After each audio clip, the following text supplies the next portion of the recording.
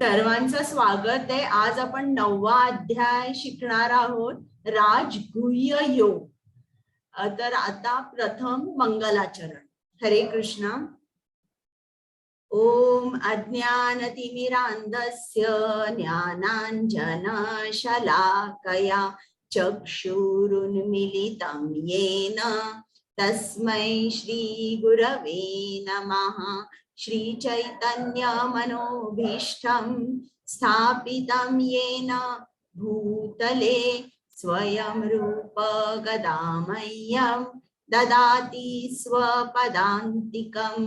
नमः ओं विष्णुपादाय कृष्ण पृष्ठाय भूतले श्रीमते भक्ति वेदांत स्वामीन इति नामिने। नमस्ते सारस्वते देवे गौरवाणी प्रचारिणे निर्विशेष शून्यवादी पाश्चात्य देश तारिणे। हे कृष्णा करुणा सिंधु दीनबंधु जगतपते गोपेश गोपिका कांत राधा कांत नमोस्तुते। तप्त कांचन गौरांगी राधे वृंदावनेश्वरी वृषभानुसुते देवी प्रणमामि हरिप्रिये। जय श्री कृष्ण चैतन्य प्रभु नित्यानंद श्री अद्वैत गदाधर श्रीवासादि गौर भक्त वृंद। हरे कृष्ण कृष्ण कृष्ण हरे हरे, हरे राम राम राम हरे हरे। परत एकदा सर्वांचं स्वागत आहे। आज आपली अर्धी भगवद्गीता पूर्ण होणार आहे। किती पटापट दिवस गेले बघा। प्रथम ज्यांच्या आनंदासाठी मी तुम्हाला भगवद्गीता सांगते आणि ज्यांच्या आनंदासाठी तुम्ही भगवद्गीता ऐकता त्या श्री श्री राधा गोविंदांना आपण साष्टांग नमस्कार करूया। त्याचप्रमाणे कृपामूर्ती श्रील प्रभुपाद ज्यांनी आपल्यासाठी भगवद्गीता लिहून ठेवलेली आहे, इस्कॉन मंदिरांची स्थापना केली आहे, त्या श्रील प्रभुपादांना दंडवत प्रणाम। त्याचप्रमाणे नामानिष्ठ प्रभूजी ज्यांनी हा उपक्रम चालू केला, या सगळ्या स्लाइड्स तयार केल्या, प्रेमा माताजी ज्यांनी मला ट्रेनिंग दिलं, त्याच्यानंतर आमची सगळी टेक्निकल टीम, माझ्या को होस्ट ऍडमिन कुमुद माताजी, पल्लवी माताजी आणि कीर्तन करायला येणाऱ्या बायका, या सर्वांना मी मनापासून धन्यवाद करते। त्यांच्याशिवाय सुद्धा मी हा वर्ग घेऊ शकले नसते। हे श्री नरसिंहदेव यांना सुद्धा आपण नमस्कार करूया आणि मग आपला अध्याय चालू करूया। आता प्रथम इकडे मला तुम्हाला सांगायचं आहे की या अध्यायाचं नाव काय आहे? राजगुह्य योग। गुह्य म्हणजे सिक्रेट किंवा गुपित। आता इकडे गुह्य म्हणजे मला गुह्य शब्दाचा तुम्ही अर्थ सांगा की भौतिक जगामध्ये गुह्य गोष्ट काय असते? तुम्हाला अनम्यूट करायला येतंय? अनम्यूट करून तुम्ही सांगू शकता। सिक्रेट, या भौतिक जगामध्ये सिक्रेट काय असते?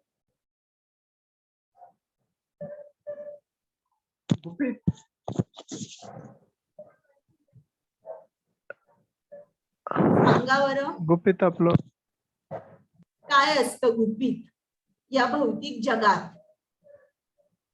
कोणी सांगताय?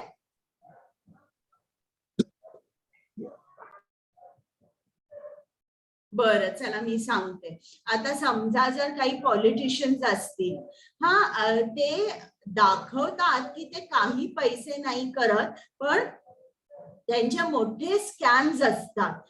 आणि ते स्कॅम्स जे आहेत ते पब्लिक पासून लपवून ठेवतात।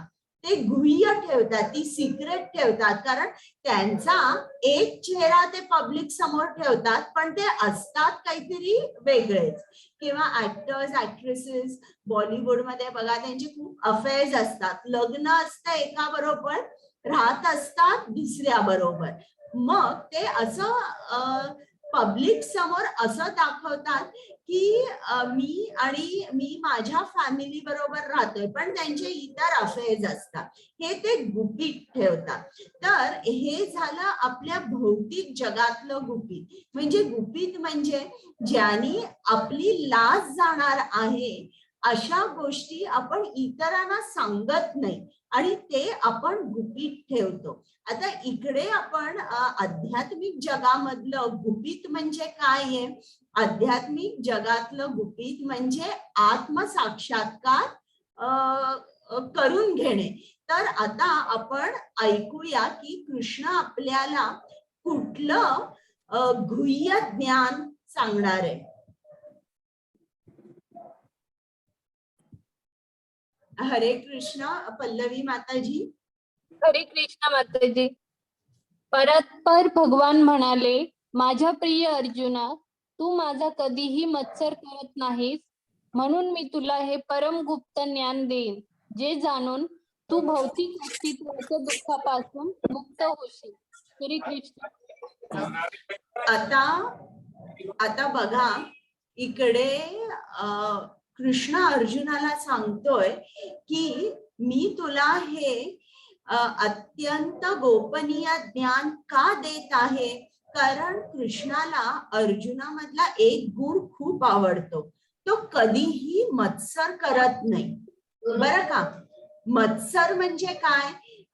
मत्सर म्हणजे एकाकडे असलेली कुठली तरी गोष्ट आहे जी मला खूप आवडते, पण त्याच्याकडे आहे हे मला आवडत नाही, याला म्हणतात मत्सर. मग इकडे आपल्याला काय समजतं? जर आपल्याला कृष्णाचा भक्त व्हायचं असेल तर आपल्यामध्ये सुद्धा थोडा सुद्धा मत्सर नसायला हवा. आपलं हृदय साफ पाहिजे. आता अर्जुन बघा, अर्जुन हा गृहस्थ आहे, हा संन्यासी नाहीये आणि खूप काही ज्ञानवानी नाहीये. काल तुम्ही बघितलं अर्जुनाने 8 प्रश्न विचारले. ते 8 प्रश्न मी 1 मिनिट म्यूट करते. मी सर्वांना म्यूट करते, मग तुम्ही अनम्यूट करून घ्या. ठीक आहे. हा, तर काल अर्जुनाने प्रश्न विचारले, ब्रह्म म्हणजे काय? माताजी तुम्ही अनम्यूट व्हा. माताजी तुम्ही अनम्यूट व्हा. अर्जुनाने काल 8 प्रश्न विचारले. ब्रह्म म्हणजे काय? प्रकृती म्हणजे काय? अधिभूत म्हणजे काय? अधिदैव म्हणजे काय? अधियज्ञ म्हणजे काय? अधियज्ञ कुठे वास करतो? आणि प्रयाणकाले आपण कुठला विचार करायचा किंवा प्रयाणकाले कृष्णाचं स्मरण कसं केलं पाहिजे, अर्जुनाचे प्रश्न आहे. म्हणजे त्याच्यावरून आपल्याला असं दिसतं की अर्जुन काही खूप ज्ञानी नाहीये. पण इकडे बघा, कृष्ण काय म्हणतो, त्याला कुठले गुण आवडतात? की जो कधीही कोणाचा मत्सर करत नाही. तू माझा कधीही मत्सर केला नाहीस, म्हणून मी तुला हे गुप्त ज्ञान देत आहे. तर आपल्यामध्ये आणि कृष्णामध्ये ब्लॉकर्स काय आहेत की आपल्याला कृष्णाकडे जाता येत नाही. तर आपण असं म्हणूया की आपल्या हृदयात 6 अनर्थ आहेत. त्या 6 अनर्थापैकी एक मत्सर आहे, बरं का? आणि उरलेले जे 5 अनर्थ आहेत, त्या 5 अनर्थांसाठी असं समजा काहीतरी औषध आहे. आता ही 6 अनर्थ कुठली? काम, क्रोध, मद, मोह, मत्सर आणि भ्रम. या सर्वांना 5 अनर्थांना कुठलं तरी औषध आहे, पण मत्सर आहे त्याला औषध नाही. मत्सर आपल्याला हृदयातून काढून टाकावा लागतो. आता आपल्याला काम म्हणजे असंख्य इच्छा आहे. पण त्या इच्छा आपण कृष्णाकडे आपण त्या वळवायच्या आहेत. म्हणजे आता मला खूप इच्छा आहे, मला खूप चांगले कपडे घालायचे, तर ठीक आहे, तुम्ही चांगले कपडे घाला आणि कृष्णाच्या मंदिरात जेव्हा जाता तेव्हा चांगले कपडे घाला, चांगले नटून जा, पण ते काय करा, ते कृष्णासाठी करा. तुम्हाला चांगली खायची आवड आहे, बरं, मग तुम्ही काय करा, तुम्हाला आवडेल तो पदार्थ करा आणि तो कृष्णाला पहिल्यांदा अर्पण करा आणि मगच तो ग्रहण करा. तुम्हाला भ्रम आहे की मी हे शरीर आहे, मी आत्मा नाहीये, हा तर आपल्याला सगळ्यांना सर्वांनाच भ्रम आहे. मग भ्रम कसा दूर करायचा? तुम्ही भगवद्गीता उघडा, श्रीमद भागवतम उघडा, आमचे क्लासेस जॉईन करा. मग त्यांनी काय होईल, तुम्हाला ज्ञान मिळेल. ज्ञान मिळाल्याने आपोआप भ्रम बाजूला जाईल. मग आपल्याला अहंकार असतो, मद असतो की बाबा मी अमका आहे, मी इतका शिकलेला आहे. आता मी तुम्हाला 6व्या अध्यायात दाखवलं, अंबरीश फोर्ड हे जे श्रील प्रभुपादांचे भक्त आहे, ते फोर्ड कंपनीचे मालक आहेत. म्हणजे त्यांना बघा केवढी कारणं आहेत मत असण्यासाठी की मी इतक्या मोठ्या कंपनीचा मालक आहे, माझ्याकडे इतका बँक बॅलन्स आहे, माझ्याकडे इतक्या गाड्या आहेत, इतका मोठा माझा बंगला आहे, तर किती कारण आहे. पण ते श्रील प्रभुपादांचे भक्त असल्यामुळे ते बिलकुल अहंकारी नाहीये. त्यांच्यामध्ये काय आहे, नाही मी श्रील प्रभुपादांचा एक सेवक आहे. इतर जसे सेवा करतात तशीच मीही श्रील प्रभुपादांची सेवा करतो. हे जे काय मला दिलंय हे कृष्णाने दिलंय. मग श्रील प्रभुपादांकडून ज्ञान मिळाल्यामुळे त्यांना अहंकार नाहीये. तर हे झालं या अनर्थांबद्दल. क्रोध असेल आपल्याला, तर क्रोध आपण कुठे वळवायचा, की जर कोणी कृष्णाचा अपमान करत असेल, आता कोणी जर सांगितलं की कृष्ण हा पुरुष नाहीये, हा कृष्ण म्हणजे एक शक्ती आहे, एक एनर्जी आहे, असं सांगितलं तर तुम्ही ऐकलं नाही पाहिजे. तिकडे तुम्हाला राग आला पाहिजे आणि तुम्ही सांगितलं पाहिजे भगवद्गीताचा कुठला श्लोक आणि इकडे काय काय सांगितलंय आणि श्रील प्रभुपादांचं तात्पर्य तुम्हाला सांगता आलं पाहिजे. तर हनुमानाने पण अशाच तऱ्हेने त्याचा क्रोध जो आहे तो रावणाकडे वळवला. जे काय रावणाने केलं होतं, सीतेचं अपहरण केलं होतं, मग त्यांनी युद्ध केलं आणि लंकाई जाळली. युद्धामध्ये त्यांनी प्रभू रामचंद्रांना मदत केली. इकडे सुद्धा आता अर्जुन, आता गीता संपल्यानंतर तो युद्ध करणार आहे. आता युद्ध करण्यासाठी तुम्ही मला सांगा, क्रोध लागतो का? अनम्यूट केलंय मी, तुम्हाला सांगा, क्रोध लागतो का युद्ध करण्यासाठी? हो लागतो. लागतो. म्हणजे इकडे आता अर्जुन युद्ध करणार आहे, कृष्णाच्या आदेशाचं पालन करणार आहे. पण त्या आदेशाचं पालन करण्यासाठी क्रोध हा महत्वाचा आहे. मग क्रोध त्यांनी कोणाच्या सेवेमध्ये वापरलाय? कृष्णाच्या सेवेमध्ये वापरलाय. तर प्रत्येकाला एक औषध आहे ना, प्रत्येक अनर्थाला एक औषध आहे. ते औषध घेतलं की किंवा आपण त्याप्रमाणे वागलो की त्या अनर्थाचा आपल्याला त्रास होत नाही, किंबहुना ते अनर्थ आपला हृदय सोडून जातं. परंतु मत्सर जे आहे त्याला अनर्थ नाही, आपल्याला तो काढून टाकायला हवा. आता इकडे आणि एक आहे की आपल्याला इकडे कृष्ण परम गुप्त ज्ञान सांगणार आहे, ज्याने भौतिक अस्तित्वांच्या दुःखापासून आपली मुक्ती होईल. आता इकडे मला तुम्ही सांगा की भौतिक दुःख कोणती आहेत? मला तुम्ही अनम्यूट आहात, तुम्ही सांगा मला भौतिक दुःख कोणकोणती आहेत?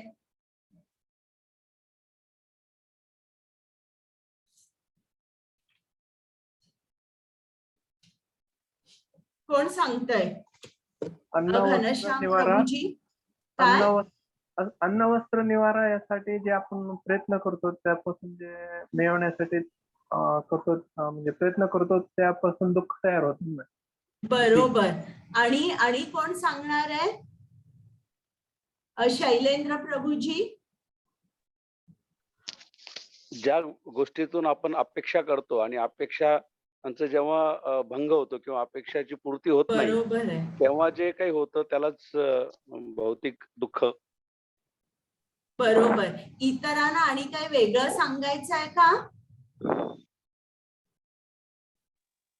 पल्लवी माताजी. जन्म, मृत्यू, जरा आणि व्याधी हे बरोबर आहेत. बरोबर. आता भौतिक दुःख म्हणजे कुठली आहे? जन्म, मृत्यू, जरा, व्याधी. त्याला म्हटलेलं आहे 4 बेसिक मिझरीज किंवा 4 प्राथमिक दुःखे आहेत ही. जन्म, मृत्यू, जरा, व्याधी. याच्यावर काहीही सोल्युशन नाहीये. त्यामुळे आपल्या जी दुय्यम दुःखे असतात किंवा ज्या सेकंडरी मिझरीज असतात त्या प्रायमरी होतात, त्या प्राथमिक होतात. मग ज्या तुम्ही आता सांगितल्या, माझा जॉब गेला, मला प्रमोशन नाही मिळाली, मला मूल होत नाहीये, माझं लग्न होत नाहीये, मला जे घर आवडतंय, जे माझं ड्रीम हाऊस आहे ते मला विकत घेता येत नाहीये, या ज्या किंवा माझे जे फायनान्सेस आहेत ते अपेक्षेप्रमाणे वाढत नाहीयेत किंवा हे किंवा मला माझ्या जवळच्या लोकांकडून खूप त्रास होतोय किंवा मला अमक्याने फसवलं, ही जी दुःखे आहेत ना, या दुःखांना सोल्युशन आहे. पण जन्म, मृत्यू, जरा, व्याधी याला काही सोल्युशनच नाहीये. म्हणून आपण म्हणतो की ही जी या ज्या सेकंडरी मिझरीज आहे किंवा दुय्यम दुःखे आहेत या भौतिक जगातील, ती प्रायमरी होतात आणि आपण जन्म, मृत्यू, जरा, व्याधी या मुख्य दुःखांबद्दल पूर्ण विसरून जातो. हरे कृष्णा. कुमुद माताजी. राजविद्या राजगुह्यं पवित्रम इदम उत्तमं प्रत्यक्षावगमं धर्म्यं सुसुखं कर्तुम अव्ययम्. हरे कृष्णा. हरे कृष्णा. सर्व गोपनीय ज्ञानात अत्यंत गोपनीय असे हे ज्ञान म्हणजे सर्व ज्ञानांचा राजा आहे. हे अत्यंत पवित्र ज्ञान आहे आणि ते अनुभवजन्य प्रत्यक्ष आत्मज्ञान देणारे असल्यामुळे ते धर्माची परिपूर्णता आहे. हे ज्ञान अविनाशी आणि आचरण करण्यास अत्यंत सुखकर आहे. हरे कृष्णा. आता इकडे आपण एक एक शब्द बघूया.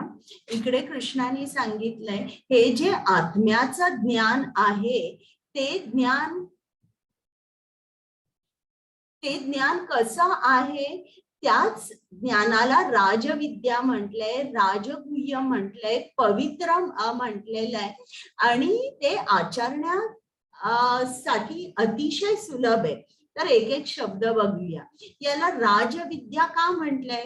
कृष्णाने नाही सांगितलंय MD, MS, PhD, CA, LLM हे या सगळ्या पदव्या म्हणजे राजविद्या असं नाही सांगितलंय. इकडे कृष्णाने सांगितलंय मी जे तुम्हाला ज्ञान देणार आहे, जे तुमच्या आत्म्याच्या उद्धारासाठी आहे, त्याला राजविद्या म्हटलंय. का राजविद्या म्हटलंय? कारण आपल्याला या 4 प्राथमिक दुःखांपासून मुक्ती मिळणार आहे. जन्म, मृत्यू, जरा, टप्प्याआधी जन्म मृत्यू चक्रातून एकदाची आपण सुटलो की जी दुय्यम दुःखे आता आपण सर्व भोगत आहोत ती दुःखे उरणारच नाही. जन्म मृत्यू चक्रातून आपली सुटका होणार आहे. त्याच्यामुळे इकडे ही जी विद्या आहे त्याला राजविद्या म्हटलंय. आणि दुसरं काय कारण याला राजविद्या म्हटलेलं आहे की ते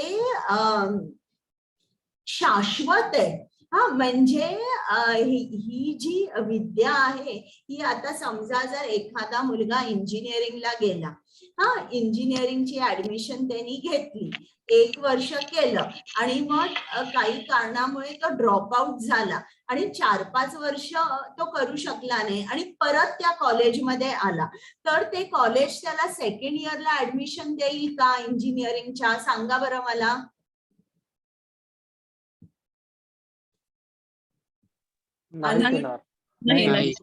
नाही देणार त्याला. ते त्याला ऍडमिशन देणार नाही. ते सगळं हे करतील, परत त्याला सांगतील तू परीक्षा दे, त्याचं वय बसतंय का बघतील आणि ते त्याला सांगतील की आम्ही तुला सेकंड इयरला ऍडमिशन देऊ शकणार नाही. पण ही जी विद्या आहे ही अशी विद्या आहे की समजा जर आपण एका वर्षी, समजा जर आता आपण भक्ती चालू केली आणि आपण समजा जर त्याचे टप्पे समजा जर 1ली ते 10वी असं आपण धरूया, आणि आपण बरोबर 6व्या ग्रेडला आहोत. आता 6व्या ग्रेडला समजा जर आपलं काही कारणामुळे आपण भक्ती करू शकलो नाही, मग पुढच्या जन्मी आपण डायरेक्टली 7व्यापासून आपली सुरू होते, कारण 6 झालेले असतात आपले टप्पे. आता एकदम 7व्या ग्रेड पासून आपली चालू होते. आणि इकडे कृष्णाने सांगितलंय ना, नेहा विक्रमनाशोस्ति प्रत्यवायो न विद्यते स्वल्पम अपि अस्य धर्मस्य त्रायते महतो भयात्. तर या मार्गामध्ये काहीच नुकसान नाहीये. म्हणजे काल मी तुम्हाला अजामिलची गोष्ट सांगितली, तर अजामिल खरोखर चांगला मुलगा होता, ब्राह्मणाचा मुलगा होता. तो वेद पठण करायचा, मंत्र म्हणायचा, पण काही कारणामुळे तो त्याच्या इंद्रियांना बळी पडला. पण तरी देखील कृष्णाने काय केलं, शेवटी त्याच्या तोंडातून नारायणाचं नाव निघालं आणि त्याला कृष्णाने ज्ञान दिलं, ज्या ज्ञानाद्वारे तो जाणू शकला मी कसा चुकीचा वागलो, आणि मग तो काशीला गेला. आता हे कृष्ण काय करतो, जेव्हा केव्हा आपण त्याची भक्ती करतो तेव्हा ती प्रिझर्व करतो, ती राखून ठेवतो. आणि 6व्या अध्यायात पण सांगितलंय ना, जो अष्टांग योग करतो तो जो अष्टांग योग अर्धवट जर एखादा काही कारणामुळे अर्धवट राहिला तर पुढच्या जन्मी कृष्ण काय करतो, त्यांना वैभवशाली गुणवान श्रीमंत कुटुंबात अथवा वैष्णव कुटुंबामध्ये जन्म देतो. म्हणजे जिकडे तो थांबलाय तिथपासून तो सुलभतेने त्याच्या पुढची जी उन्नती आहे भक्तीमध्ये ती करू शकतो. तर म्हणून याला राजविद्या म्हटलंय. आता हे मी तुम्हाला सांगितलं की गुह्य का म्हटलंय, राज गुह्यम. आता इकडे तर तुम्ही बघा, ही जी भगवद्गीता आहे ही तर सगळ्यांना अवेलेबल आहे. तुम्ही कुठेही बाजारात जा, पुस्तकं घ्या, आणि इकडे तर हा तर आपला क्लास फ्री चालू आहे. मग यात राजगुह्य म्हणजे काय, म्हणजे असं वाटताना वाटतं की भगवद्गीता हे पब्लिक नॉलेज आहे, पण तसं नाहीये. साक्षात्कार किंवा कृष्ण प्राप्ती ही फक्त शुद्ध भक्ताला येते, आणि शुद्ध भक्त जो आहे तो बरोबर भगवद्गीतेचा सार काय आहे तो बरोबर उचलू शकतो आणि त्याप्रमाणे तो आचरण करू शकतो. नाहीतर बाकीची लोक कसे करतात, भगवद्गीताचा क्लास अटेंड करतात आणि म्हणतात अमेझिंग आणि खूप छान तुम्ही सांगितलं, स्लाइड्स खूप छान आहेत, आणि तुम्ही जर त्यांना 4 महिन्यांनी 6 महिन्यांनी भेटला आणि त्यांना विचारलं काय हो तुम्ही जॉब करता का, तर ते म्हणतात की नाही, म्हणजे आम्ही काही इतकं नाही करत. म्हणजे थिअरीमध्ये त्यांना माहिती असतं, पण प्रॅक्टिकल म्हणजे आचरण जे आहे ते खूप महत्वाचं आहे. ते फक्त थोडेच लोक करू शकतात. म्हणून आणि कोण थोडे लोक, जे शुद्ध भक्त आहे. म्हणून शुद्ध भक्त जे आहेत ते सार उचलू शकतात, गुह्य जे काय ते उचलू शकतात. म्हणून याला राजगुह्य म्हटलंय. जरी हे सर्वांना अवेलेबल असेल तरी सुद्धा फक्त शुद्ध भक्त कृष्ण आपल्याला काय सांगतोय हे नीट तऱ्हेने समजू शकतात. आता पवित्रम इदम उत्तमम. आता हे ज्ञान पवित्र आहे. पवित्र काय आहे बघा, जेव्हा आपण कुठलंही कर्म करतो आपल्याला कुठला तरी परिणाम भोगावा लागतो.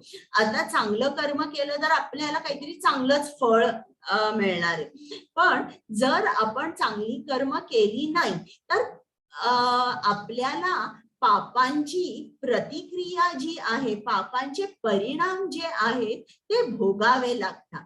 पण भक्ती ही अशी आहे, ही या पूर्ण पापांची जी प्रतिक्रिया आहे, जे परिणाम आपल्याला भोगावे लागणार आहे.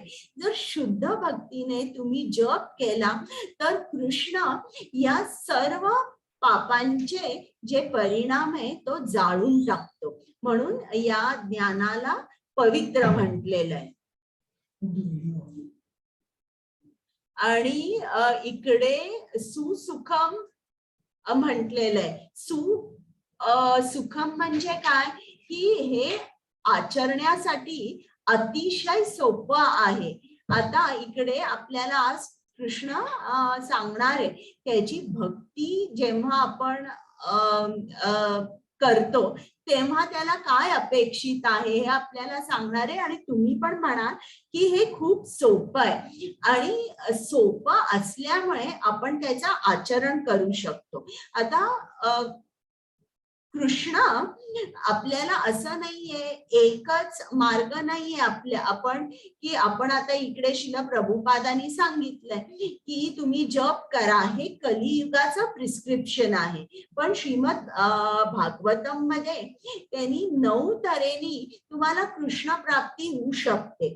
आणि मी तुम्हाला सांगितलं होतं, श्रवणम कीर्तनम विष्णू स्मरणम पादसेवनम अर्चनम वंदनम दास्यम साख्यम आत्मनिवेदनम. तुम्हाला कृष्ण प्राप्ती फक्त श्रवणाने सुद्धा होऊ शकते. पण ते श्रवण कसं झालं पाहिजे, परीक्षित महाराजांनी श्रीमद भागवतम शुकदेव गोस्वामींकडून ऐकलं. तर जेव्हा त्यांनी शुकदेव गोस्वामींकडून हे श्रीमद भागवतम ऐकलं तेव्हा ते इतके आकर्षित झाले कृष्ण कथा ऐकताना की त्यांना असं वाटलं की सर्वांगी त्यांच्या कानच असावे, कुठलं दुसरा अवयव न असता सगळीकडे कान असावे. म्हणजे इतके ते तल्लीन झाले आणि 7 दिवस 7 रात्र तसेच्या तसे तिकडे बसले. त्यांनी काहीही खाल्लं नाही अथवा पाणी सुद्धा घेतलं नाही. इतके कृष्ण कथेमध्ये ते पूर्ण तल्लीन झाले, पूर्ण मग्न झाले की बाकी सर्व विसरले. कीर्तन. आता कीर्तन म्हणजे कृष्णाची स्तुती करणे किंवा कृष्णाच्या नामाचा जप करणे. आता जे शुकदेव गोस्वामी होते त्यांनी श्रीमद भागवतम हे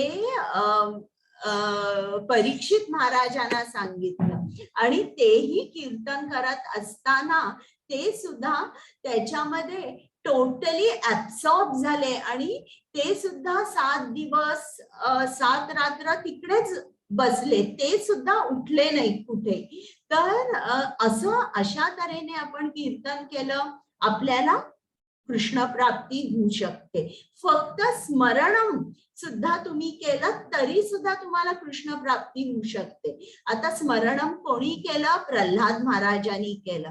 त्यांचा 7वा स्कंद श्रीमद भागवतम मध्ये दिलेलं आहे. त्यांनी कसं स्मरण केलं. अगदी जेव्हा हिरण्यकश्यपूनी त्यांचे प्राण घ्यायचा प्रयत्न केला तरी देखील ते नारायणाच्याच स्मरणामध्ये होते. मग पादसेवनम मध्ये लक्ष्मी मातेचं उदाहरण आहे.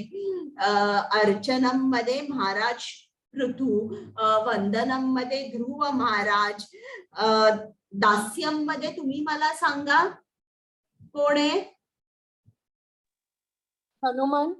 Yes, very good, Hanuman. आणि साख्यम सखा, अर्जुन. येस, बरोबर, अर्जुन.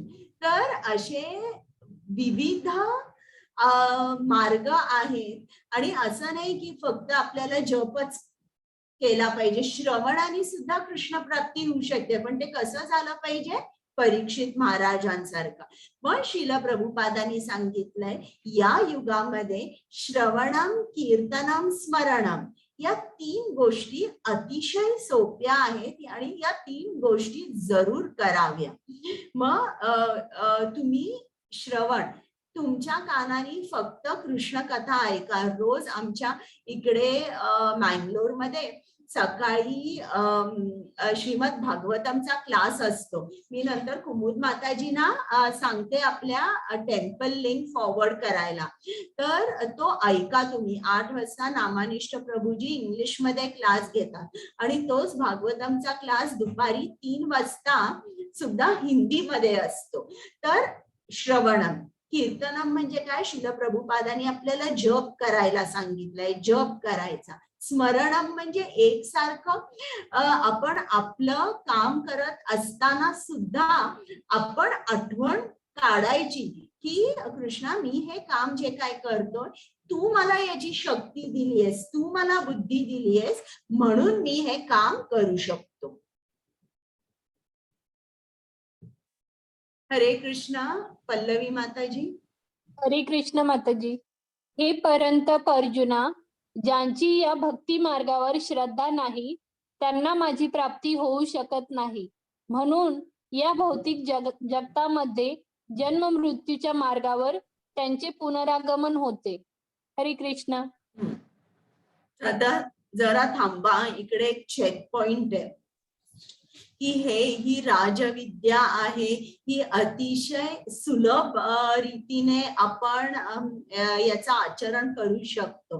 पण तरी इकडे एक चेक पॉइंट आहे. आता कोणीतरी म्हणे की मी मत्सरी नाहीये, मी बिलकुल मत्सरी नाहीये. मग इकडे कृष्ण सांगतो ठीक आहे, तुम्ही जरी मत्सरी नसला तरी थांबा, इकडे तुम्हाला श्रद्धा आहे का माझ्यामध्ये?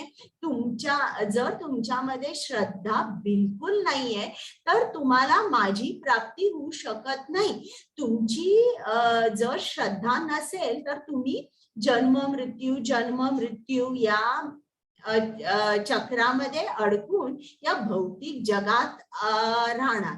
आपल्याला भगवद्गीतेमध्ये मला वाटतं 4था अध्याय का कुमुद माताजी, जिकडे आलंय संशय आत्मा विनश्यती.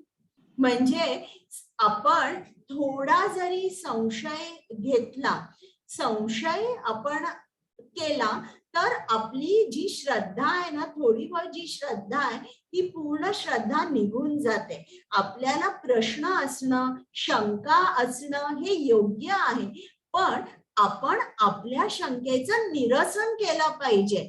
संशय घेतला नाही पाहिजे शास्त्रांवर. मग तुमच्या शंका तुम्हाला कोण तुमच्या शंकेचं निरसन कोण करेल?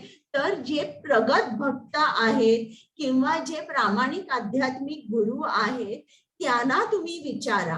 आणि जर तुमची श्रद्धा डळमळीत असेल तर अशा लोकांना तुम्ही विचारा की मी काय करू, माझी श्रद्धा तितकी स्ट्रॉंग नाहीये, माझी श्रद्धा खूप खूप वीक आहे, तर काय करू मी. मग जेव्हा तुम्हाला एखादा प्रगत भक्त सांगेल की तू असं कर असं कर असं कर, मग तसं करून आपल्यामध्ये निश्चितच खूप मोठा फरक पडतो. हरे कृष्ण माताजी, मी येते थोड्या वेळामध्ये. बरं या. धन्यवाद. हरे कृष्ण. हरे कृष्ण माताजी. हा, 1 मिनिट.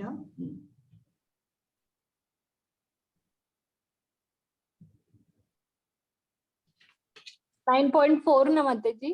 हो. मी माझ्या अव्यक्त रूपाद्वारे हे सर्व जगत व्यापले आहे. सर्व जीव माझ्या ठाई आहेत, परंतु मी त्यांच्या ठाई नाही. हरे कृष्ण. आता बघा, इकडे 2 विपरीत गोष्टी कृष्णाने सांगितलाय की मी सर्व जगत व्यापले आहे, सर्व जीव माझ्या ठाई आहे, परंतु मी त्याच्या ठाई नाही. आता पुढचंही वाचूया, मग मी एक्सप्लेन करते. 9.5. हरे कृष्ण. तरीही सर्व सृष्ट पदार्थ माझ्यामध्ये स्थित नाहीत. माझे हे योग ऐश्वर्य पहा. जरी सर्व जीवांचा पालन पोषण करता आणि सर्वव्यापी मी आहे, तरी सुद्धा मी या व्यक्त सृष्टीचा अंश नाही. मी स्वतः सर्व सृष्टीचे उगमस्थान आहे. श्लोक नंबर 6. जसा प्रबळ वारा सर्वत्र वाहतो, नेहमी आकाशात विसावतो, त्याच प्रकारे सर्व प्राणी माझ्यामध्ये विसावतात, हे जाणून घ्या. हरे कृष्ण. बघा, आता इकडे सुद्धा 2 विपरीत गोष्टी सांगितल्या की मी सर्वव्यापी आहे, तरी मी या व्यक्त सृष्टीचा अंश नाही. मग या गोष्टी आपण हे जे तत्व आहे याला अचिंत्य भेदाभेद तत्व म्हणतात. आता ते कसं समजायचं बघा, समजा जर दूध असेल तर दुधापासून आपण दही करतो, दह्यापासून लोणी, आणि लोणी कढवलं की त्याचं तूप होतं. आता या गोष्टींचा उगम जो आहे, दही, लोणी, तूप, याचा दूध आहे. पण दूध हे दह्यामध्ये आहे का, लोण्यामध्ये आहे का, तुपामध्ये आहे का, नाहीये. तरीही या ज्या 3 गोष्टी आहेत, दुधाशिवाय या 3ही गोष्टी आपल्याला करताच येत नाही. त्याचप्रमाणे कृष्ण सुद्धा हा सर्वत्र आहे, आणि तरी देखील कृष्ण म्हणतो मी या सृष्टीचा अंश नाहीये असं. तर हे मी तुम्हाला एक भौतिक उदाहरण दिलं. आणि आता इकडे कृष्ण आपल्याला सांगतोय की जसा प्रबळ वारा सर्वत्र वाहतो, नेहमी आकाशात विसावतो, तसेच सर्व प्राणी जे आहेत, जे किंवा जे चल अचल, ही सर्व जी सृष्टी आहे, या सर्वांचा आधार कृष्ण आहे. ज्याप्रमाणे वारा आहे, वारा आकाशाच्या पलीकडे जाऊ शकत नाही, तो आकाशाच्या आश्रित आहे. त्याचप्रमाणे या व्यक्त जगामध्ये जे चल अचल आहे ते सर्व कृष्णाच्या आश्रित आहेत.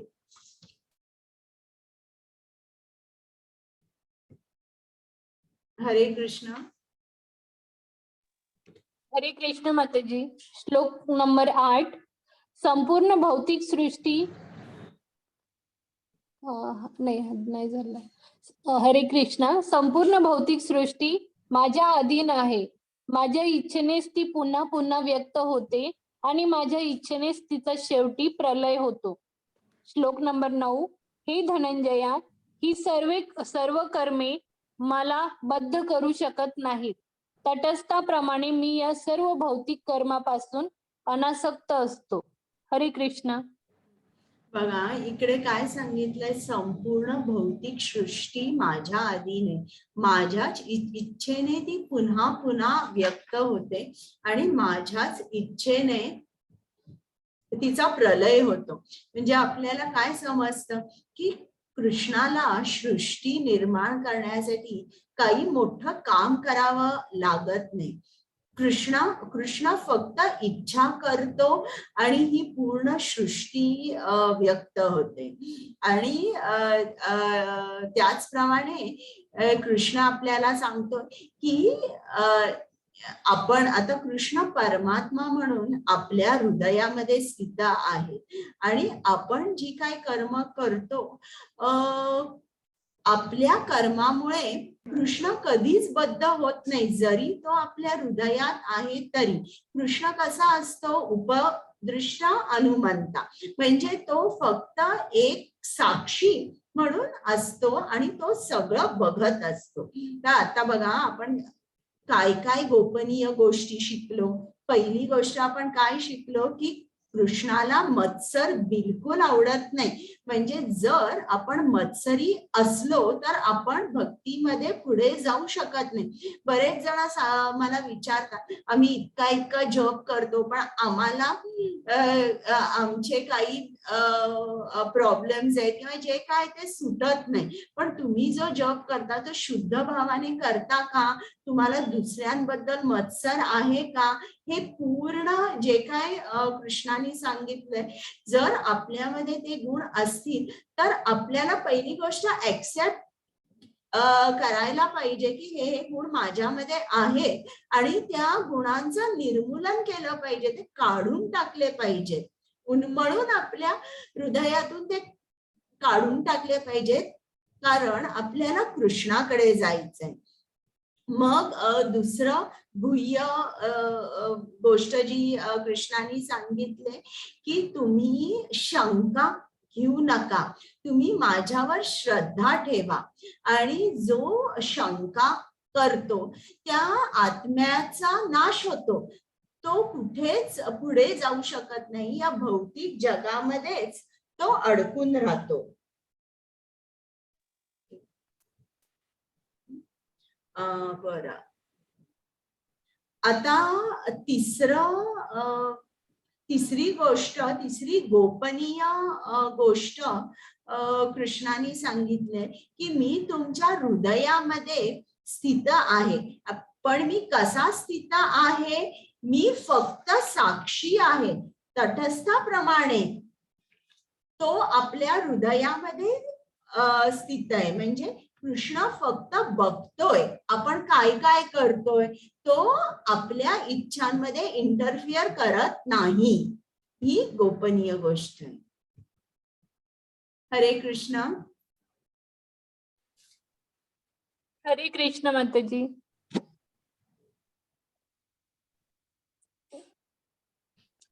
माताजी श्लोक आहे वरती 9.10. अच्छा ठीक आहे. मयाध्यक्षेण प्रकृती सूयते सचराचर हेतुनानेन कौन्तेय जगत अविपरिवर्तते. हरे कृष्णा. हे कौन्तेया, माझ्या अनेक शक्तींपैकी एक असणारी ही भौतिक प्रकृती माझ्या अध्यक्षतेखाली कार्य करीत सर्व चराचर प्राण्यांची निर्मिती करते. तिच्या नियंत्रणाखालीच या सृष्टीची वारंवार उत्पत्ती आणि संहार होतो. हरे कृष्णा. तर आता तुम्ही बघितलं, अनेक शक्तींपैकी असणारी एक भौतिक प्रकृती ही कृष्णाची ऑर्डर घेते. म्हणजे जी दुर्गा आहे ती कृष्णाच्या आज्ञेचं पालन करते आणि ती काय करते? चराचर प्राण्यांची निर्मिती करते. चराचर प्राण्यांची निर्मिती करते म्हणजे काय? आपल्या प्रत्येकाला असंख्य इच्छा असतात आणि त्या इच्छा पूर्ण करण्यासाठी आपल्याला तसं शरीर लागतं.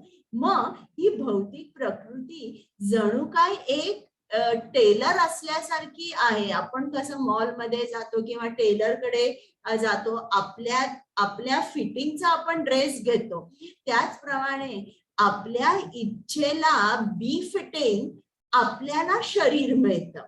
तर आपल्याला समजा जर खूप नॉनव्हेज खायची, सकाळ संध्याकाळ आपण नॉनव्हेज मध्ये राहूच शकत नाही. मग ही प्रकृती काय करते, जणू काय कृष्णाने तिला प्रोग्राम करून ठेवलेला आहे आणि त्याप्रमाणे ती ते कार्य करते. आपल्यासाठी सिंहाचं नाही तर वाघाचं शरीर तयारच होत असतं. ते का होत असतं, कारण आपली इच्छा असते ती. हरे कृष्ण. हरे कृष्ण माताजी. हा बरं, श्लोक आहे का? अवजानन्ति मां मूढा मानुषीं तनुमाश्रितं परं भावम् अजानन्तो मम भूत महेश्वरम्. हरे कृष्ण. जेव्हा मी मानव सदृश्य रूपामध्ये अवतीर्ण होतो तेव्हा मूर्ख लोक माझा उपहास करतात. अस्तित्वातील सर्व वस्तूचा परम अधीश्वर म्हणून माझे दिव्य स्वरूप ते जाणत नाहीत. हरे कृष्ण. तर आता आपल्याला आपले ब्लॉकर्स काय आहेत, कृष्णाकडे जाण्यापासून आपल्याला कोण थांबवतंय हे आपल्याला कृष्ण इकडे सांगतोय. मग इकडे कृष्णाने काय सांगितलं की काही माणसं अशी असतात की ते मला मानव रूपामध्ये जेव्हा मी अवतरतो तेव्हा ते माझा उपहास करतात आणि ते माझे दिव्य स्वरूप जाणत नाहीत. आता समजा जर तुम्हाला हे समजत नसेल कृष्णाचं दिव्य स्वरूप काय आहे, तुम्ही पुस्तक उघडून वाचा, पण तुम्ही असं म्हणू नका की कृष्ण जो आहे, जे इतर महाभारताच्या वेळेला जे दुर्योधन किंवा इतर कौरव होते ते काय म्हणायचे, कृष्ण आपल्यासारखाच आहे, आपल्यासारखाच आहे, त्यांनी त्याचं दिव्य स्वरूप कधीच जाणलं नाही. हरे कृष्ण. हरे कृष्ण माताजी. जे अशा प्रकारे गोंधळलेले आहेत ते राक्षसी आणि नास्तिक विचारांनी आकर्षित होतात. त्या भ्रमित अवस्थेत त्यांच्या मुक्तीच्या आशा, त्यांचे फलदायी क्रियाकलाप आणि त्यांची ज्ञान संस्कृती या सर्वांचा पराभव झाला आहे. हरे कृष्ण. आता कृष्ण आपल्याला सांगतो ही जी लोक आहेत, अवजानंती मां मूढा, ही जी लोक आहेत ही यांचं काय होतं ते जाणत नाहीयेत. ते काय म्हणतायत, कृष्णाचं दिव्य स्वरूप न जाणता ते म्हणतायत तो आमच्यासारखाच आहे, आमच्यासारखा एक साधा मानव आहे. तर कृष्णाने अशा लोकांना मूढ म्हटलेलं आहे किंवा मूर्ख. तर अशा मूर्ख लोकांचं काय होतं तेही आपल्याला कृष्ण सांगतो. तर अशी जी लोक असतात ते राक्षसी विचाराने किंवा नास्तिक विचाराने आकर्षित होतात. मग राक्षसी विचार आणि नास्तिक विचार म्हणजे काय? राक्षसी आपण याचं उदाहरण घेऊया.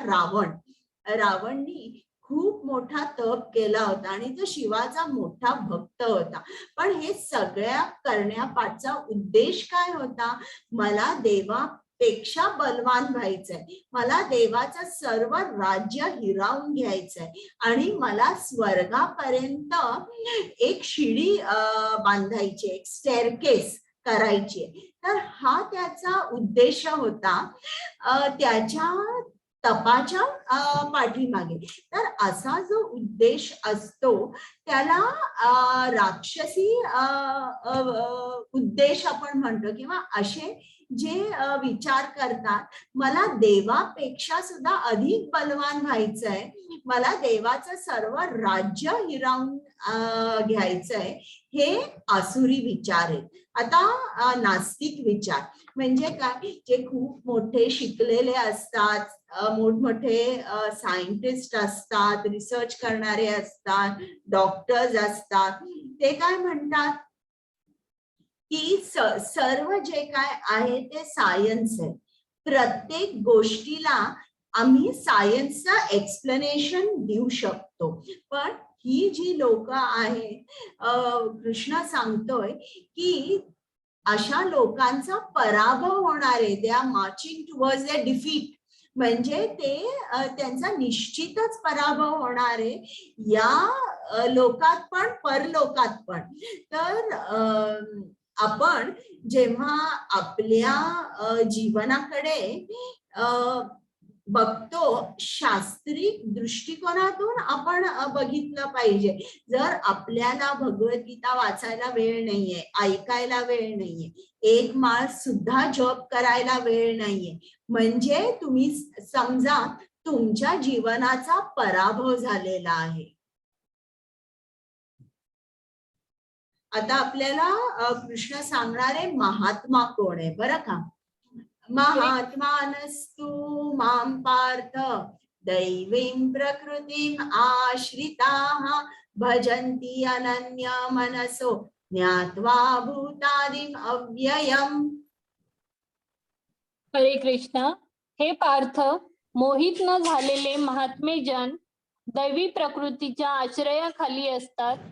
ते भक्तीमध्ये पूर्णपणे युक्त झालेले असतात, कारण ते मला सृष्टीचे आदी कारण आणि अविनाशी पुरुषोत्तम श्री भगवान म्हणून जाणतात. हरे कृष्ण. आता इकडे महात्मा कोण आहे हे भगवद्गीतेमध्ये सांगितलंय. आपण महात्मा साधारण कोणाला म्हणतो, एखादी मोठी विभूती असेल किंवा आपल्याला महात्मा गांधी माहिती आहे, अशांना महात्मा आपण एक टायटल लावतो.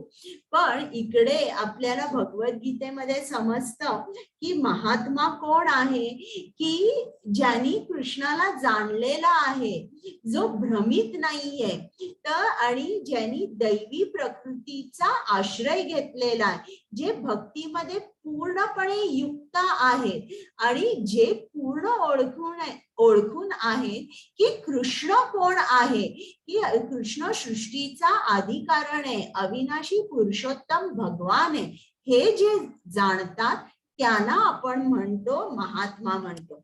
आता इकडे एक छान गोष्ट सांगितलेली आहे, हे तुम्हाला स्लाइड मध्ये दिसताय. हे माधवेंद्र पुरी आहे. माधवेंद्र पुरी हे खूप मोठे भक्त होते कृष्णाचे. आता भक्तांमध्ये सुद्धा 3 स्तर असतात. जे सर्वात खालचे भक्त असतात ते कनिष्ठ अधिकारी असतात, त्याच्या वरचे मध्यम अधिकारी आणि सर्वात वरचे उत्तम अधिकारी. तर माधवेंद्र पुरी हे उत्तम अधिकारी होते आणि ते आत्मिक स्तरावर होते. म्हणजे त्यांचं पूर्ण त्यांना माहित होतं, मी हे शरीर नाही, मी हे आत्मा आहे. त्याच्यामुळे ते जप करायचे. जप करायला जेव्हा ते बसत होते तेव्हा त्यांचं खाण्यापिण्याकडे काहीही लक्ष नव्हतं. ते कधीही भिक्षा मागायचे नाही. जर ते जिकडे बसलेले आहेत तिकडेच कधी कधी लोक त्यांना येऊन खायला द्यायचे. तर याला म्हणतात अजगर वृत्ती. म्हणजे ते एका ठिकाणीच बसून आहेत, भिक्षा मागायला जात नाहीत आणि त्यांच्याजवळ कोणी आणून दिलं तर ते खात असे. आता एक दिवस हे दक्षिण भारतात राहत होते. त्यांनी ठरवलं की मी वृंदावनात जाईल आणि वृंदावनामध्ये ते गेले. तिकडे त्यांनी गोवर्धन परिक्रमा केली, कृष्णाच्या मंदिरांमध्ये गेले आणि मग संध्याकाळ झाल्यावर ते दमले होते आणि एका झाडाखाली जप करत बसले आणि संध्याकाळ झालेली होती आणि त्यांना भूक लागली होती. परंतु ते कधीही उठून जायचे नाहीत कुठेही, आपलं जप करत राहायचे. का? ते आत्मिक स्तरावर होते आणि त्यांच्या शरीरापासून ते जणू काही अलिप्त झाले होते. मग तिकडे एक मुलगा येतो, काळा सावळा असतो आणि एक मडकं घेऊन येतो. त्या मडक्यामध्ये दूध असतं आणि ते दूध तो माधवेंद्र पुरींना देतो आणि सांगतो बाबाजी की तुम्ही हे दूध घ्या म्हणून. मग माधवेंद्र पुरी म्हणतात की आणि तो दूध दिल्यावर सांगतो की माझ्या वृंदावनामध्ये कोणीही उपाशी राहत नाही. मग माधवेंद्रपुरी म्हणतात तुला कसं माहित की मी उपाशी आहे म्हणून. तर तो मुलगा म्हणतो माझी आई आहे, ती खूप हुशार आहे, तिला सगळं माहिती असतं. त्याच्यामुळे ती मला नेहमी सांगते अरे इकडे या झाडाखाली जा, इकडे एक स्वामीजी आहेत, त्यांना फळं दे. आज तिने मला सांगितलं की तुम्ही या झाडाखाली बसलेला आहात, तुम्हाला दूध देऊन ये, म्हणून मी दूध घेऊन आलो. आणि मी माझ्या गायींना चरायला पर्वतावर नेलेला आहे. आता तुम्ही दूध पटकन घ्या आणि मडकं ठेवा, मी माझ्या गायींना घरी घेऊन जातो आणि मग मडकं घेऊन जायला येतो. जर तुम्ही ते मडकं फेकून दिलं तर माझी आई मला ओरडेल, तुम्ही ते मडकं मात्र ठेवा. मग हा मुलगा जातो आणि मग ते दूध घेतात, खूप स्वादिष्ट दूध असतं आणि वाट बघत बसतात की हा मुलगा कधी येईल आणि येतच नाही तो खूप. मग आता रात्र होते म्हणून माधवेंद्रपुरी तिकडच्या गावकऱ्यांना विचारतात की असा मुलगा बघितलाय का? ते म्हणतात नाही आम्ही बघितला. आणि मग ते माधवेंद्रपुरी झोपतात. आणि असे जे उत्तम अधिकारी असतात, तुम्ही असंच समजा की त्यांची झोप म्हणजे एक समाधीच असते. त्या झोपेमध्ये त्यांना स्वप्न दिसतं आणि त्या स्वप्नामध्ये त्यांना तोच मुलगा दिसतो आणि तो मुलगा त्याला म्हणतो तुम्ही ओळखलं नाही मला, मी गोपाळ आहे. मग त्यांना एकदम लक्षात येतं की अरे हा कृष्णच आहे. आणि त्यांना खूप वाईट वाटतं की मी कृष्णाकडून सेवा करून घेतली, मी कृष्णाची सेवा करायची सोडून मी कृष्णाकडून सेवा करून घेतली. मग कृष्ण त्यांना सांगतो बरं आता मी काय सांगतोय ते नीट ऐक, मी तुला काही डायरेक्शन देणार आहे, त्याच्याप्रमाणे तुला जायचं आहे. मी या गोवर्धन पर्वतामध्ये जिकडे खूप काटेरी झुडपं आहे तिकडे मला एका पुजाऱ्यानी मुसलमानांचा हल्ला झाला म्हणून मला त्यांनी या काटेरी झुडप्यामध्ये लपवून ठेवलेला आहे. आता नीट ऐक, इकडे कसं जायचं हे मी तुला सांगणार आहे, त्याप्रमाणे तू जा आणि मला या काटेरी झुडपातून काढ. माझ्या अंगाला अनेक काटे बोचताय आणि मला खूप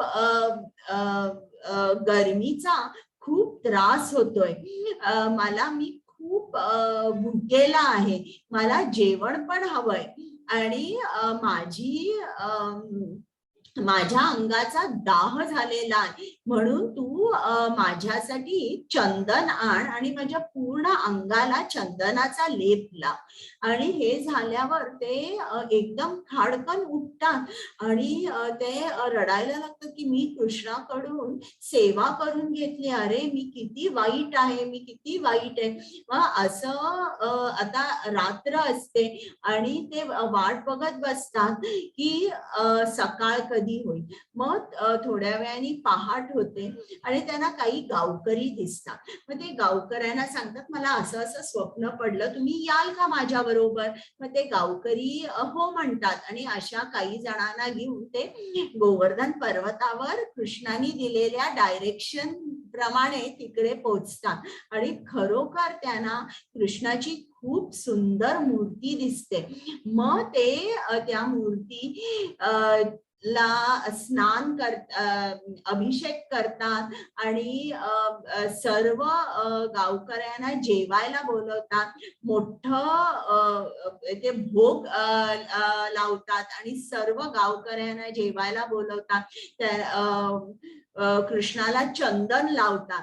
आणि हीच मूर्ती जी आहे आज नाथद्वारेला श्रीनाथजी म्हणून ही मूर्ती तिकडे स्थित आहे.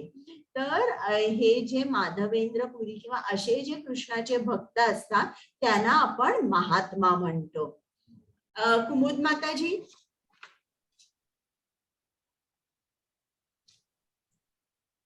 हरे कृष्णा. सततं कीर्तयन्तो मां यतन्तश्च दृढव्रतः नमस्यन्तश्च मां भक्त्या नित्ययुक्ता उपासते. हरे कृष्णा. हरे कृष्णा. हे महात्मे जन सतत माझे कीर्तन करीत दृढ निश्चयाने प्रयत्न करीत आणि मला वंदन करीत भक्तिभावाने नित्य माझी उपासना करतात. हरे कृष्ण. आता महात्मे जन यांचं कार्य काय आहे बघा, इकडे सांगितलंय. ते काय करतात? सतत कीर्तन करतात. असं नाही सकाळी जप केला, दुपारी जरा 3-4 माळा केल्या आणि एकदम रात्री नाही.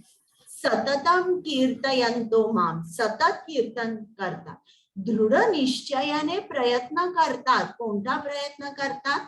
कीर्तन करायचा, कृष्ण सेवा करायची. आणि ते इझिली म्हणत नाही माझ्या हातून होत नाही. आपण असं म्हणतो बरं का, आपण जॉब करायला जेव्हा बसतो आणि एकदम कुठे बेल वाजते किंवा कुठलं तरी दुसरं काम आपल्या समोर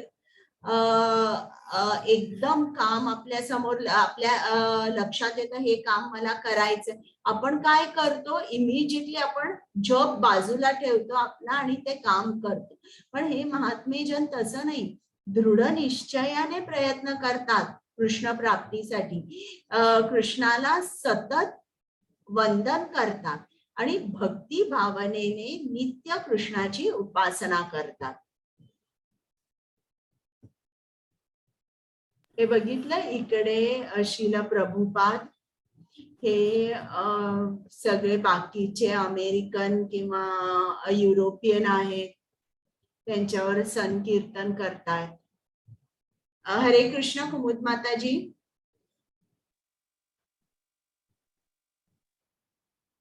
हरे कृष्णा. पिता हम अस्य जगतः, माता दाता पितामहः, वेद्यं पवित्रम् ओंकारः, ऋक्सामायजुरेव च. हरे कृष्णा. हरे कृष्ण. मी या जगताचा पिता, माता, आधार आणि पितामह आहे. मी ज्ञेय, शुद्धीकर्ता आणि ओंकार आहे. तसेच ऋग्वेद, सामवेद आणि यजुर्वेदही मीच आहे. हरे कृष्ण. आता इकडे कृष्णाने सांगितलंय मी या जगताचा पिता, माता, आधार आणि पितामह आहे. म्हणजे ही सृष्टी कोणी निर्माण केली? ब्रह्मदेवाने. आणि ब्रह्मदेवाला कोणी निर्माण केलं? कृष्णाने. म्हणजे त्या अर्थाने कृष्ण आपला पितामह म्हणजे आजोबा सुद्धा आहे. हरे कृष्ण. हरे कृष्ण मातेजी. श्लोक नंबर 18. मी ध्येय, पोषण करता, प्रभू, साक्षी, निवास, आश्रयस्थान आणि अत्यंत जीवलग मित्र आहे. उत्पत्ती आणि प्रलय, सर्वांचा आधार, विश्राम स्थान आणि अविनाशी बीजही मीच आहे. श्लोक नंबर 19. हे अर्जुना, मी उष्णता देतो आणि मीच पाऊस थांबवितो आणि पाडवतो. मी अमृत तत्व आहे आणि मूर्तिमंत मृत्यूही मीच आहे. सत म्हणजे चेतन आणि असत म्हणजे जड पदार्थ, दोन्ही माझ्यामध्ये आहेत. हरे कृष्ण. बघा कृष्ण आपल्याला काय सांगतोय की बाबा मीच अंतिम ध्येय आहे, मी तुमचा पोषण करता आहे, मी प्रभू आहे, आश्रयस्थानी मीच आहे. आणि कृष्ण सांगतोय आणि मीच तुमचा अत्यंत जीवलग मित्र आहे. आता आपण त्याला एक्सेप्ट करतो की नाही हे आपल्यावर आहे, पण कृष्णाने सांगितलंय की मी तुमचा जीवलग मित्र आहे. आता इकडे कृष्ण सांगतो मी उष्णता देतो, मी पाऊस थांबवतो आणि पाडवतो. आणि इकडे कृष्णाने सांगितलंय मूर्तिमंत मृत्यू ही मीच आहे. एकदा एका स्वामीजीला एक स्वामी होते बरं का, ते खूप हरे कृष्ण महामंत्राचा जप करायचे आणि सर्वांना सांगायचे तुम्ही पण हरिनाम घ्या. तर त्यांच्या एका मित्राने त्यांना विचारलं, हे हरिनाम घेऊन हरे कृष्ण मंत्राचा जप करून होतं काय? आता शेवटी तूही मरणार आहेस आणि मीही मरणार आहे, मग फरक काय आहे? आपल्याला दोघांना मरायचंच तर आहे, मग जप घेऊन आपलं आयुष्य कशाला घालवा, आपण चांगली मौज मस्ती करूया. मग त्यांना स्वामीजी उत्तर देतात की हे बघ, मृत्यू तुलाही आहे आणि मलाही आहे, पण जेव्हा तुला मृत्यू येईल तेव्हा तू खूप खूप घाबरून जाशील. म्हणजे ज्याप्रमाणे एका उंदराला उंदराच्या पिल्लाला जर एका मांजराने जबड्यात धरलं, तर आता त्या उंदराला माहितीये तो काही क्षणाचा पाहुणा आहे, पण त्या जबड्यामध्ये मांजर जेव्हा आपल्याला पिल्लाला धरतं, तेव्हा त्या पिल्लाला असं वाटतं की या जागेपेक्षा सुरक्षित जागा आणि दुसरी कुठलीच नाही. मग तेच इकडे कृष्ण सांगतोय, अभक्तांना तो मूर्तिमंत मृत्यू आहे.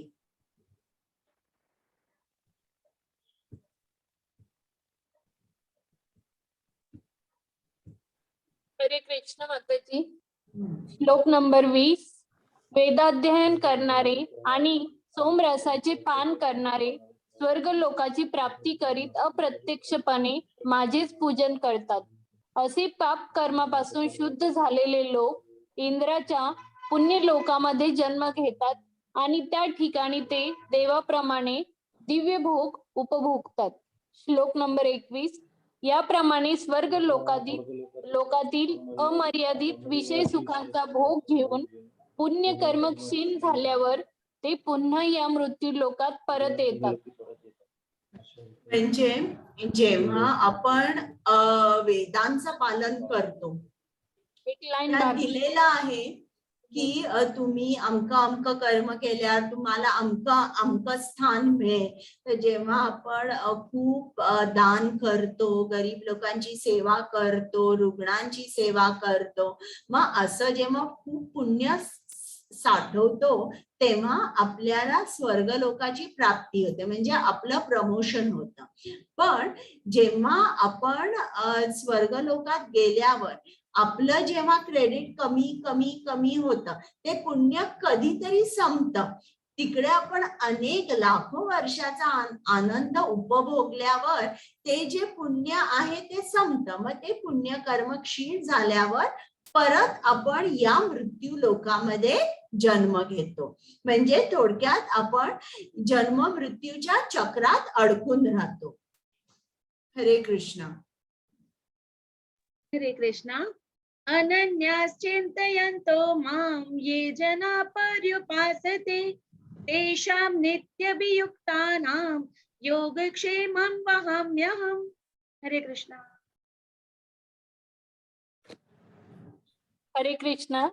पण जे माझी भक्ती भावाने पूजा करतात, माझ्या दिव्य स्वरूपाचे चिंतन करतात, त्यांच्याकडे जी उणे आहे ते मी त्यांच्याकडे नेतो आणि त्यांच्याकडे जे आहे ते जपतो. हरे कृष्ण. आता ही भगवद्गीतेची फलश्रुती आहे. बघा, तुम्ही कुठलेही स्तोत्र वाचलं तर स्तोत्राच्या शेवटी फलश्रुती असते, संतती, संपत्ती, धन, धान्य, पत्नी, पुत्र, पौत्र, हे खूप असतं ना, की आरोग्य, विद्या. तर इकडे एका श्लोकात कृष्णाने सांगितलंय की तुमच्याकडे जे काय आहे त्याचं मी रक्षण करतो आणि तुमच्याकडे जे काही नाही ते मी तुम्हाला देतो. आणि इकडे आणि एक शब्द महत्वाचा आहे, म्हणजे त्याला इफ आहे. जर तुम्ही माझी भक्तिभावनेने पूजा केली आणि माझ्या दिव्य स्वरूपाचे जे चिंतन करतात त्यांच्याकडे, म्हणजे जर आपण भक्तिभावाने पूजा केली तर मग आपल्याला आपल्याकडे जे काही नाहीये ते कृष्ण देणार आहे आणि जे काय आहे त्याचं रक्षण करणार आहे. आणि इकडे कृष्णाने एक शब्द वापरलाय, दिव्य स्वरूपाचे चिंतन. म्हणजे याच्यावरून आपल्याला परत लक्षात येतं कृष्ण शक्ती नाहीये, प्रकाश नाहीये, नाद नाहीये, कृष्णाला सुद्धा स्वरूप आहे. अगदी मनुष्यासारखं ते स्वरूप आहे, पण ते कृष्णाचं स्वरूप दिव्य आहे. हरे कृष्ण. कुमुद माताजी, कुमुद माताजी.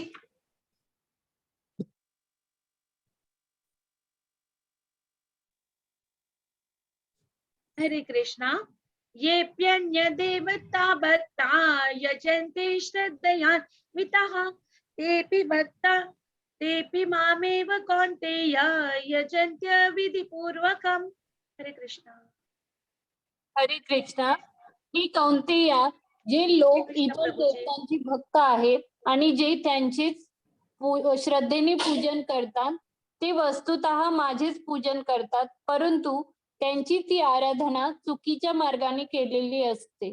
हरे कृष्ण. म्हणजे इकडे कृष्णाने सांगितलेलं आहे की जे जे जे देव देवतांची पूजा करतात ते वास्तविक माझीच पूजा करतात, पण ती कशी होते, इनडायरेक्ट होते. सरळ मार्गाने आपण फक्त कृष्णाकडे जात नाही का, कारण आपल्यामध्ये इच्छा असतात. बघा, इकडे एक मुलगा आहे, त्याला सुंदर पत्नी हवी आहे, म्हणून तो पार्वतीची पूजा करतो.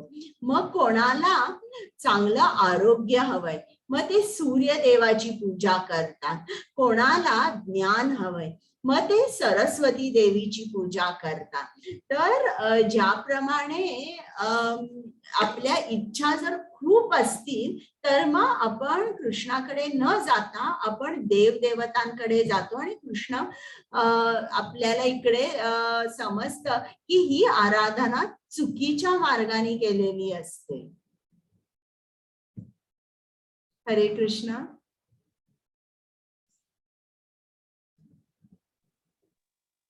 हरे कृष्णा.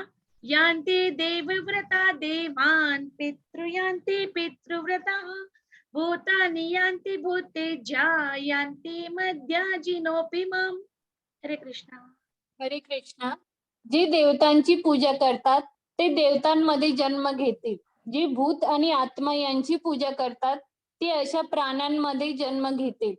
जे पूर्वजांची पूजा करतात ते पूर्वजांकडे जातात आणि जे माझी उपासना करतात ते माझ्या बरोबर राहतील. हरे कृष्णा. म्हणजे इकडे कृष्ण आपल्याला क्लिअर कट सांगतोय, तुमची श्रद्धा आहे ना देव देवतांमध्ये, खूप श्रद्धा आहे, मग तुम्ही त्यांच्या लोकावर जा. तुम्ही सूर्यदेवाची खूप श्रद्धेने भक्तीने पूजा केली, तुम्ही सूर्य लोकावर जा. समजा जर तुम्ही भूत प्रेतांची केली तर तुम्हाला त्यांचा लोक प्राप्त होईल. तुम्ही पितरांची पूजा केली अगदी श्रद्धेने मनापासून तर तुम्ही पितृलोकात जाल. पण जर तुम्ही माझी भक्तीने पूजा केली तर मग तुम्ही मात्र माझ्याकडे याल. हरे कृष्ण. हरे कृष्णा. पत्रं पुष्पं फलं तोयं यो मे भक्त्या प्रयच्छति तद अहं भक्त्युपरीतम् अश्नामि प्रयतात्मना. हरे कृष्णा.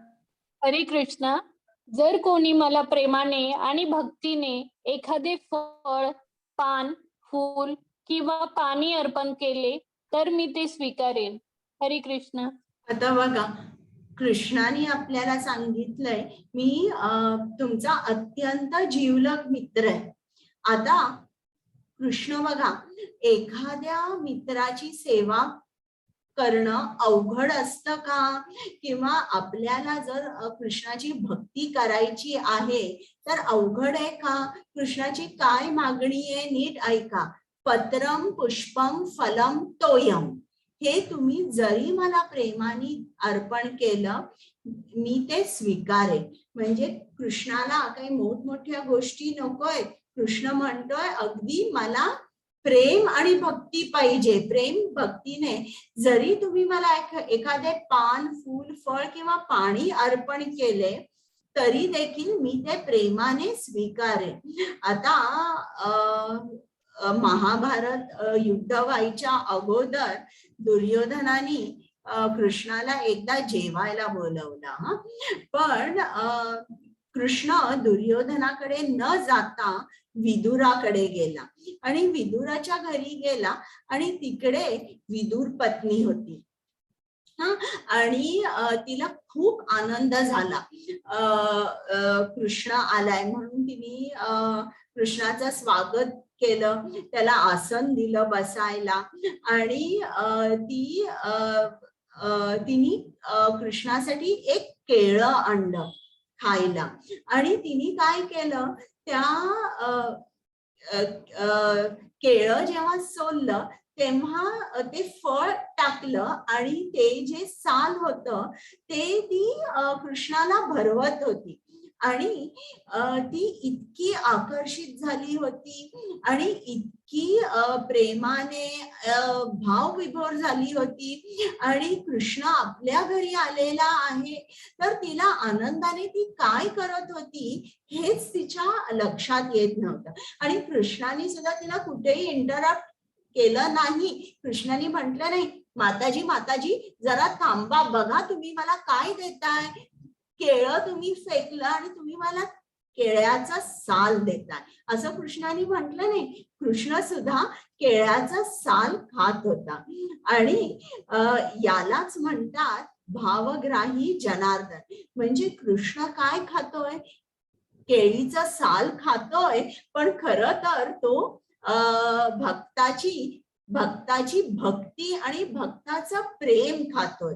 तर कृष्ण जो आहे त्याला काही मोठं नाही लागत. त्याला फक्त तुम्ही जरी आता इतर मला काही जण विचारतात आम्ही घरी नॉनव्हेज खातो मग आम्ही प्रसाद कसा दाखवू शकू.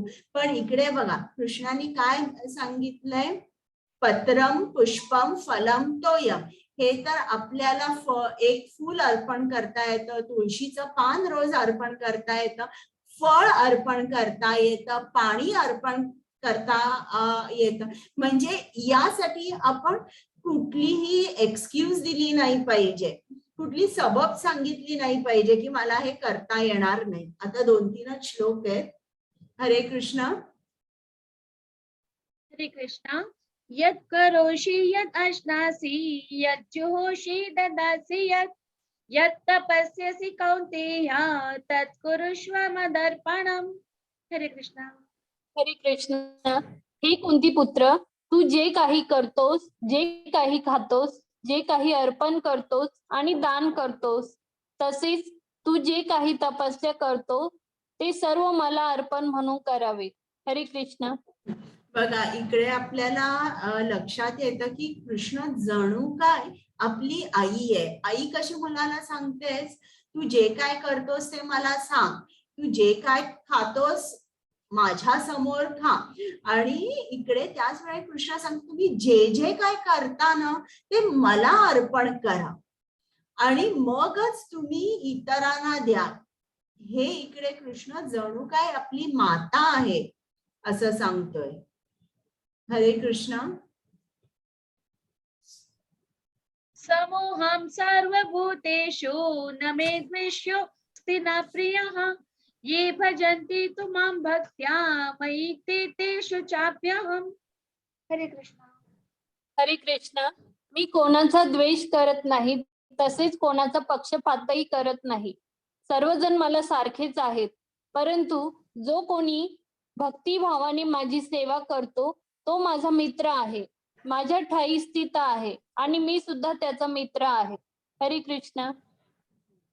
आता इकडे कृष्ण आपल्याला सांगतो जशी आपली भक्ती आहे त्याप्रमाणे तो आपल्या पुढे प्रकट होतो किंवा त्याप्रमाणे तो आपल्याला मदत करतो आणि तो कोणाचाही द्वेष करत नाही. सर्वजण त्याला सारखेच आहेत परंतु जे त्याचे भक्त आहेत जे कृष्णाची सेवा करतात ते कृष्णाचे मित्र आहेत आणि कृष्णही त्यांचा मित्र आहे. म्हणजे एक इकडे जरी तो कोणाचा द्वेष करत नाही आणि पक्षपात करत नाही परंतु जे भक्त आहेत ते कृष्णाला खूप प्रिय आहे. आता एक उदाहरण देते. एक बाई असते आणि घरी तिच्या घरी कोणीतरी भिक्षा मागायला एक माणूस येतो किंवा एक भिकारी येतो असं समजा.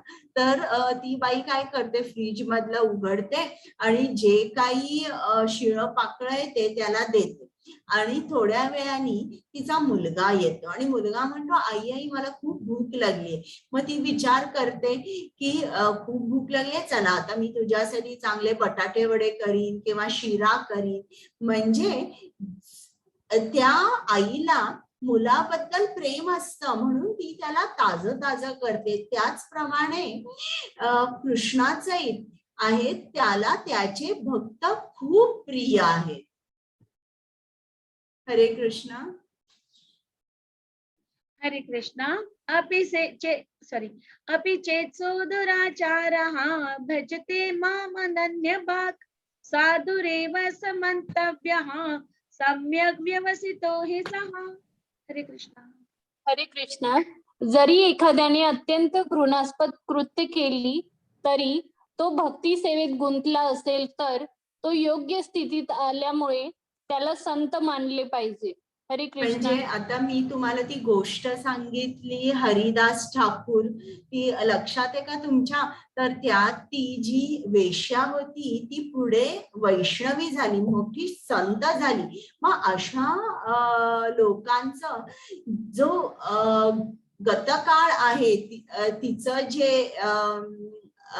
भूतकाळ आहे त्याबद्दल आपण बोलत नाही, आपण मग त्याला भक्तच म्हणतो.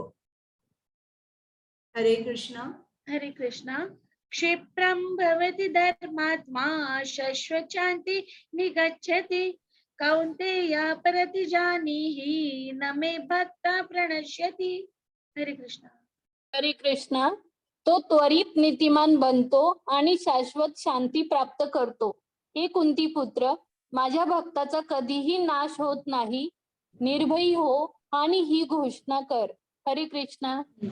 आता इकडे कृष्ण सांगतोय अर्जुनाला, माझ्या भक्ताचा कधीही नाश होत नाही, निर्भय हो आणि ही घोषणा कर. तो अर्जुनाला का सांगतोय तू घोषणा कर? कृष्ण का नाही सांगत आहे की माझ्या भक्ताचा कधीच नाश होत नाही?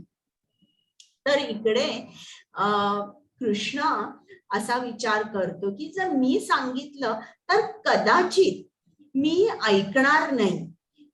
मी जे सांगितलंय हे मी कदाचित असं होऊ शकेल की मी सांगितलेलं मी ते शब्द परत घेईन, पण जर माझ्या भक्तानी हे सांगितलं तर 100% माझा भक्त माझ्याबद्दल असं बोललेला आहे असं म्हटल्यावर तो जे काय बोलतोय ते सत्य होण्यासाठी मी सगळे प्रयत्न करीन. म्हणून इकडे कृष्ण अर्जुनाला सांगतोय की निर्भय हो आणि ही घोषणा कर, कारण कदाचित कुठल्या तरी सिच्युएशन मध्ये तो त्याचे शब्द परत घेईल, पण भक्त जेव्हा असं बोलतो तेव्हा 100% भक्तांनी काय सांगितलेलं आहे त्याचं तो पालन करणार आहे. हरे कृष्ण. हरे कृष्णा. मां हि पार्थव्यपाश्रित्य येऽपि स्युः पापयोनयः स्त्रियो वैश्यास्तथा क्षूद्राः तेऽपि यान्तिं परां गतिम्. हरे कृष्णा. हरे कृष्णा. हे पृथाच्या पुत्रा, जे माझा आश्रय घेतात जरी ते निम्न जन्माचे असले तरी, स्त्रिया वैश्य म्हणजे व्यापार करणारे असले, तसेच शूद्र म्हणजे कामगार, तरीही सर्वोच्च स्थानापर्यंत पोहोचू शकतात. हरे कृष्ण. म्हणजे जर आपल्याला कृष्ण प्राप्ती व्हायची असेल तर असं नाही की आपण ब्राह्मणच असायला पाहिजे असं नाही. कुठल्याही जातीच्या लोकांना कृष्ण प्राप्ती होऊ शकते. हरे कृष्ण. हरे कृष्णा. मन्मना भव मद्भक्तः मद्याजी मां नमस्कुरु मामे वैश्यसि युक्त्वेवम् आत्मानं मत्परायणः. हरे कृष्णा. हरे कृष्ण. आपले मन सदैव माझे चिंतन करण्यामध्ये युक्त कर. माझा भक्त हो, मला नमस्कार कर आणि माझे पूजन कर. माझ्यामध्ये पूर्णपणे रममान झाल्याने तू निश्चितच मला प्राप्त होशील. हरे कृष्ण. आता हा शेवटचा श्लोक आहे, हा खूप महत्वाचा आहे आणि हा भक्तीचा गुह्य भाग आहे किंवा गुह्यम. काय आहे? आपले मन सदैव माझे चिंतन करण्यामध्ये युक्त कर. म्हणजे मनाने काय करायचं? सदैव कृष्णाचं चिंतन करायचं. सदैव आपण काय व्हायचंय? कृष्णाचे भक्त. कृष्णालाच नमस्कार करायचे आहे, कृष्णाचीच पूजा करायची आहे. आणि असं झाल्यानंतर आपल्याला निश्चित कृष्णाची प्राप्ती होईल. म्हणजे एक जो भक्त आहे तो बरोबर हे भक्ती योगाचं जे सार आहे हे उचले. हा 9.34 आहे, हा हेच शब्द कृष्णाने परत 18.65 18वा अध्याय 65वा श्लोक याच्यामध्ये हेच सांगितलंय, हे परत रिपीट केलेलं आहे. म्हणजे हे किती महत्वाचं आहे हे लक्षात घ्या. आता आज आपण काय शिकलो? 9व्या अध्यायात भगवान श्रीकृष्णाने त्याच्या ऐश्वर्याचं ज्ञान आपल्याला दिलं आणि कृष्णाकडे कसं जायचं हा मार्ग त्यांनी आपल्याला सांगितला आणि अनन्य भक्तीबद्दल कृष्णाने आपल्याला सांगितलं. तर आता हा अध्याय झालेला आहे. आता तुम्हाला काही प्रश्न आहेत का? त्याची रेकॉर्डिंग स्टॉप.